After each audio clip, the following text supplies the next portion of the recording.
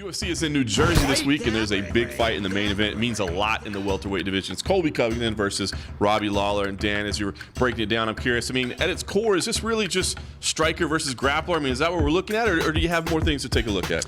It is in a sense, because Robbie Lawler, he's not only been in this matchup before, John, but you could argue that his style, even as a striker, has been built around defending wrestlers. So there is something to be said for that, but it's also a rare southpaw versus southpaw matchup. You know, I love those. Colby Covington, of course, he only has one loss total in his career, but he is 4-0 against UFC southpaws, whereas Lawler, a bit of a mixed bag, John. He's 3-3. Interesting. All right. Well, listen, I know Colby Covington rubs a lot of people the wrong way. I know when you're analyzing things, you're not bringing in emotion. I see a lot of people cheering against them, but you had to break it down to just the X's and the O's and what's going to happen in the cage. So when you took a look at it, what'd you ultimately decide? You're right. I got to separate that. You know, Ruthless Robbie Lawler, one of my favorite welterweight warlords of all time.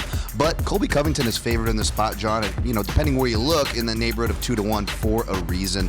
The wild card for me with Covington, though, is even though people don't give him enough credit for his strengths overall as a fighter, even his striking has grown. I'm curious how much it's grown. He's been gone for about a year. He's traveled to places like Amsterdam. Of course, he trains at American Top Team.